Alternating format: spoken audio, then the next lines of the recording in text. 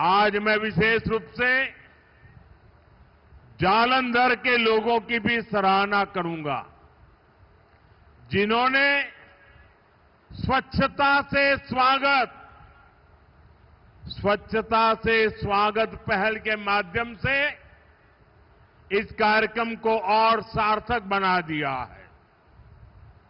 श्री गुरु रविदास जी ने समरसता और सामूहिक प्रयासों का जो संदेश दिया था, उसे आप सभी ने अपने व्यवहार में जीवंत किया है। ये अभियान कर्तव्य भावना का भी उत्तम उदाहरण बन रहा है।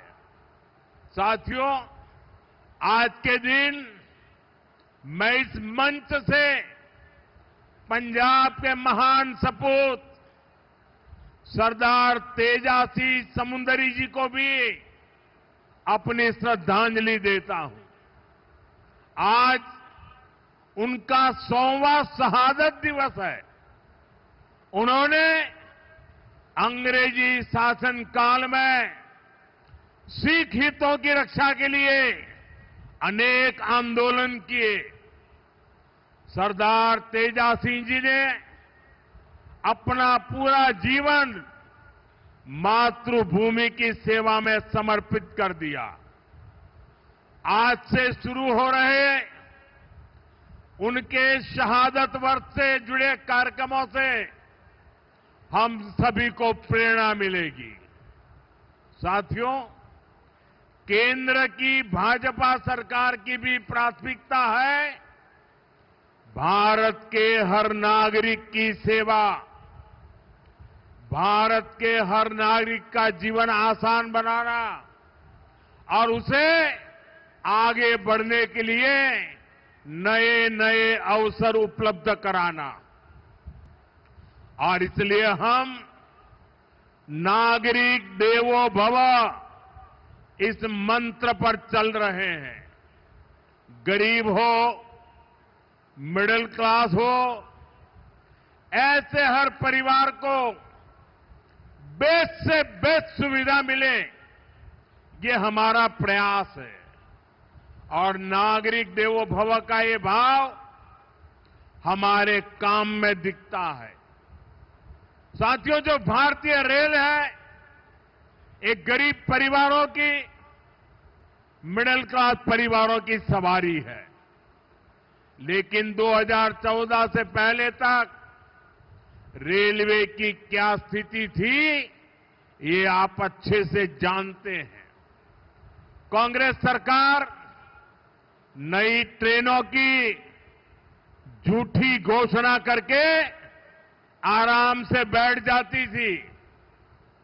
हमारे जो रेलवे स्टेशन है, इनको तो कांग्रेस ने अपने हाल पर छोड़ दिया था।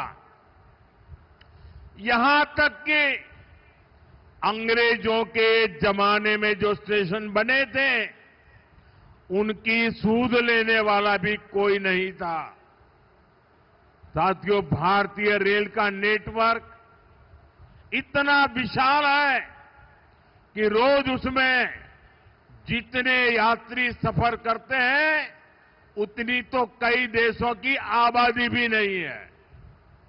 रेलवे के विकास के जो काम आज हो रहे हैं, ये 30-40 वर्ष पहले हो जाने चाहिए थे। लेकिन पहले की सरकारों की प्राथमिकता में ये काम था ही नहीं। गरीब और मिडिल क्लास को भी सुविधा चाहिए, इनको भी साफ सफाई चाहिए, इनके समय की भी एक वैल्यू है। ये पहले की सरकारें चर्चा तक नहीं करती थी। साथियों, ऐसी सोच से विकसित भारत नहीं बन सकता था।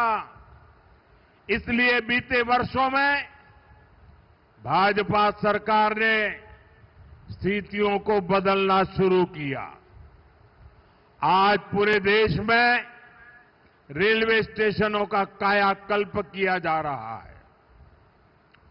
अमृत भारत स्टेशन स्कीम के तहत 1300 से ज्यादा रेलवे स्टेशन को आधुनिक बनाया जा रहा है और इनमें से कई स्टेशन पर काम पूरा हो चुका है।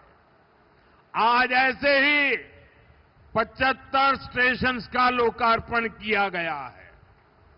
साथियों, जब आप यहां जालंधर कैंट स्टेशन में जाएंगे तब आपको एहसास होगा कि वाकई हमारा देश विकसित राष्ट्र बनने की ओर बढ़ रहा है।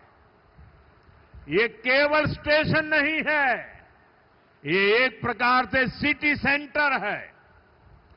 जालंधर कैंट स्टेशन आधुनिक भी हुआ है और इसकी कैपेसिटी भी बहुत बढ़ गई है। ऐसे ही आनंदपुर साहिब, मुक्तसर और साहिबजादा अजीत सिंह नगर स्टेशन का भी कायाकल्प हो गया है। साथियों, हमारे नए रेलवे स्टेशन व्यापार कारोबार का भी माध्यम बन रहे हैं। यहां जो लोकल कारीगर है, विश्वकर्मा साथी है, महिलाओं के सेल्फ हेल्प ग्रुप्स हैं, उनके उत्पाद स्टेशन पर बिक सके, ऐसी व्यवस्था बनाई गई है। और ये अमृत भारत स्टेशन हमारी विरासत, हमारी धरोहर के दर्शन भी कराते हैं।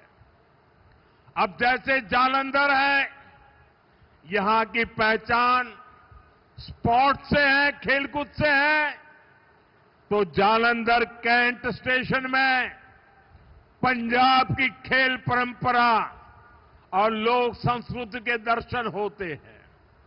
आप आनंदपुर साहिब स्टेशन जाएंगे तो वहां तख्त श्री केसगढ़ साहब की झलक दिखाई देती है। कालका स्टेशन पर श्री काली मंदिर के दर्शन होंगे। यानी हमारे स्टेशन अब हमारी संस्कृति, सभ्यता के प्रतीक भी हो गए हैं।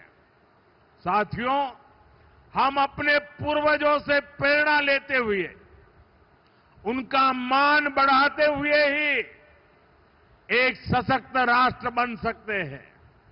इसी पवित्र भाव से ही आदमपुर एयरपोर्ट का नाम श्री गुरु रविदास जी महाराज जी एयरपोर्ट किया गया है और चंडीगढ़ इंटरनेशनल एयरपोर्ट पर अब शहीद भगत सिंह इंटरनेशनल एयरपोर्ट के नाम से जाना जाता है। और ये काम भाजपा सरकार ने किया है और हमें इस पर गर्व है। साथियों, ये धरती शेरे पंजाब महाराजा रणजीत सिंह की धरती है। महाराजा रणजीत सिंह के शासन में खुशहाली भी थी, सुरक्षा की गारंटी भी थी और समाज में सद्भाव भी था। लेकिन पंजाब में आज क्या हो रहा है, ये किसी से छिपा नहीं है। यहां विज्ञापनों के दम पर विश्वासघात की तस्वीर छिपाई जा रही है। आज पंजाब में कानून व्यवस्था बेहाल है। कब कहां गैंगवॉर हो जाए, किस दिशा से गोलियां चलने लगे, कोई कह नहीं सकता। यहां व्यापार